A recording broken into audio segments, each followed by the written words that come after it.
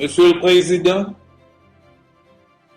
au nom du Premier ministre, Son Excellence Dr. Ariel Henry, je vous remercie d'avoir accepté de présider le groupe de travail de l'OEA sur Haïti et de convoquer ce dialogue entre les autorités haïtiennes, les États membres et les permanents de l'Organisation des États américains. Je remercie par la même occasion le Conseil permanent pour l'adoption par consensus de la résolution CP/RES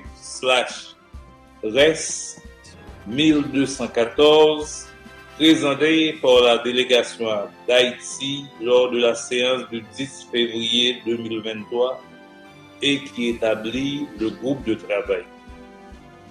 Le gouvernement de la République d'Haïti se félicite de la constitution du groupe de travail mis en place le 22 février dernier et remercie chaleureusement les États membres de l'OEA qui ont bien voulu y prendre part pour proposer des éléments de réponse à la grave crise sécuritaire et institutionnelle qui gangrène le pays depuis trop longtemps.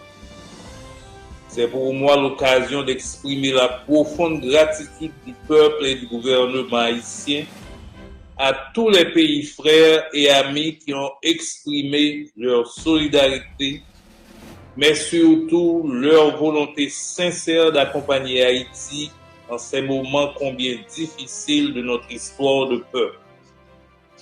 L'heure est à l'action. Tout comportement passif expose davantage le pays à l'incertitude et au chaos. Monsieur le Président, il est aujourd'hui urgent que l'OEA, notre organisation, comprenne que le pourrissement de la situation sécuritaire a atteint son paroxysme et que l'arrogance des gangs armés est sans limite. Présentement, la sécurité est le maître mot. La première des priorités pour le gouvernement reste le retour sans délai à un environnement sécuritaire pour libérer le pays et le peuple haïtien, toutes couches sociales confondues, pris en otage par des gangs armés qui le terrorisent. La situation continue de s'aggraver péniblement à cause de l'action persistante des gangs armés.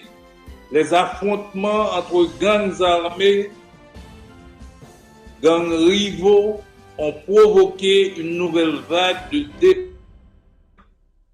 Les enlèvements contre rançon, les viols, les assassinats crapuleux et les attaques armées contre les institutions publiques,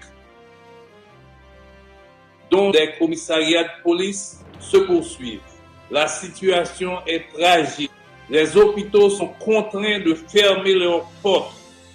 C'est le cas par exemple de l'hôpital Albert Schweitzer, qui dessert plus de 700 000 personnes au niveau du département de l'Artibonite et aussi de l'hôpital Médecins sans frontières à Cité-Soleil. La catastrophe sanitaire s'annonce pour un pays dont les infrastructures sanitaires sont déjà très précaires.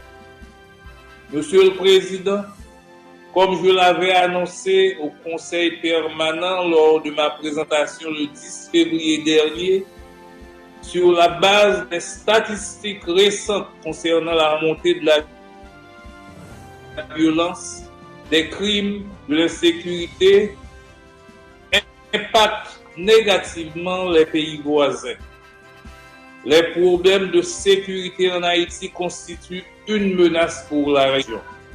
Le gouvernement de la République appuie aux forces de l'ordre qui ne ménagent aucun effort non sans risque pour traquer les malfrats et les mettre hors d'état de nuire malgré nos faibles moyens. Toutefois, compte tenu de la complexité de la situation et de ses ramifications avec le crime transnational organisé, dont le type d'armes et de munitions.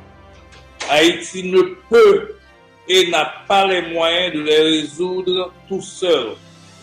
C'est dans ce contexte que le gouvernement réitère sa demande d'une assistance internationale robuste pour appuyer les efforts de la police nationale d'Haïti dans sa lutte contre les gangs armés.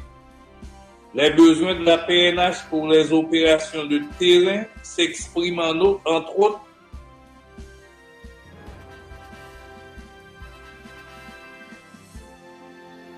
les besoins de la PNH pour équipement et en formation. Le gouvernement croit fermement que notre organisation dispose d'instruments adéquats d'agir collectivement et de porter assistance à un État membre en difficulté.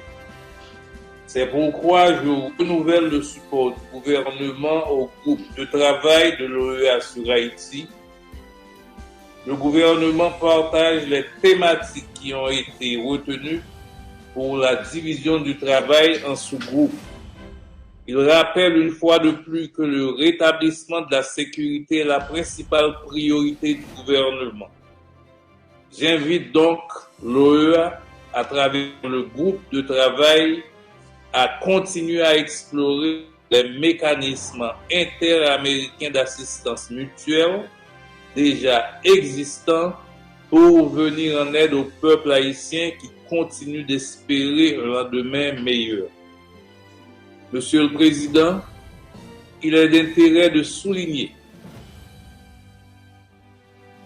dans ce contexte particulièrement pénible, une avancée politique significative enregistrée dans le processus de rétablissement et de fonctionnement de nos institutions démocratiques.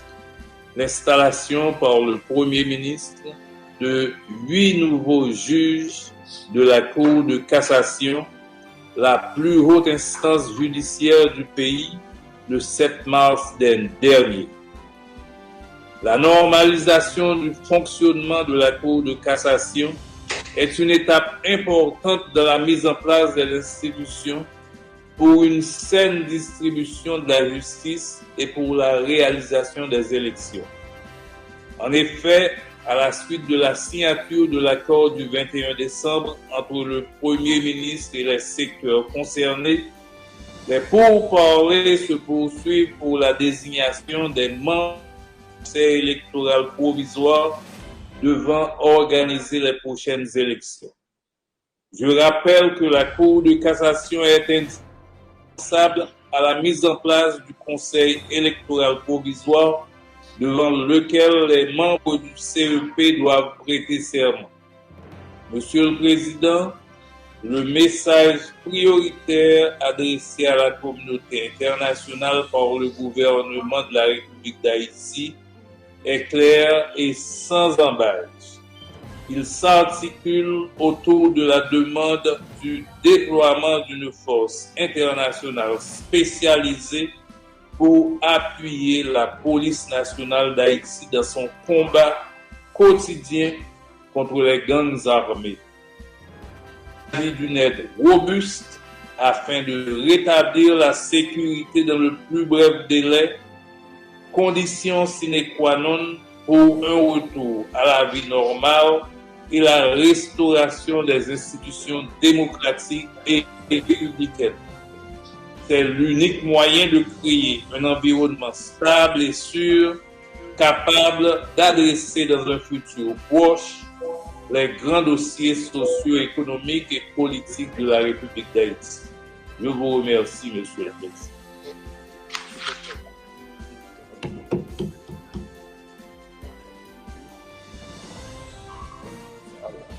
Merci beaucoup, Monsieur le Ministre. Thank you very much. Thank you.